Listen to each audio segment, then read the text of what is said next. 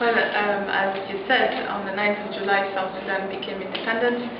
This was the result of a long process, a peace process that was negotiated between Northern Sudan and South Sudan that ended 50 years of civil war.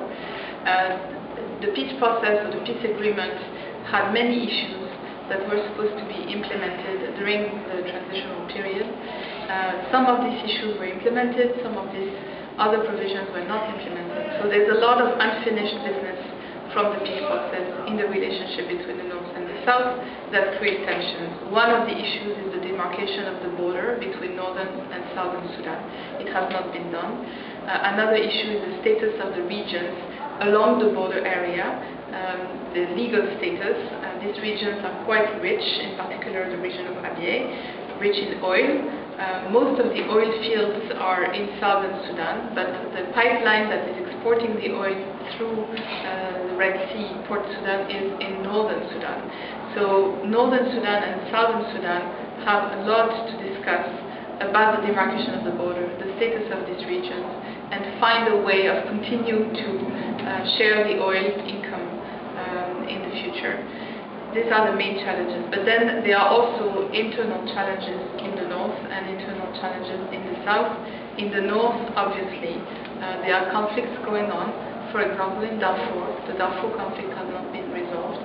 There is also this issue of the economy, very dependent on the oil in the south, but of course, now that South Sudan will go away or separate, then they have to find a substitute to that income. So a big economic shock for Northern Sudan, and lots of political tensions and instability in the north as well. And in the south, it's a nascent state that we are talking about, with very weak institutions.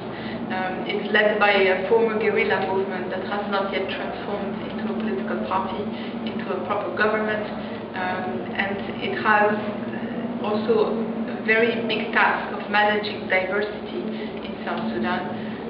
There is a risk that militias and other communities from other regions of South Sudan have grievances against the government in Juba that will not be managed very well. So if these grievances are not managed very well, there will be also a risk of fragmentation and tensions, ethnic tensions in South Sudan.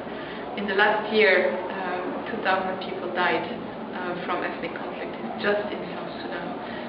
So it's a very serious issue, and we don't know yet how the government will address this problem.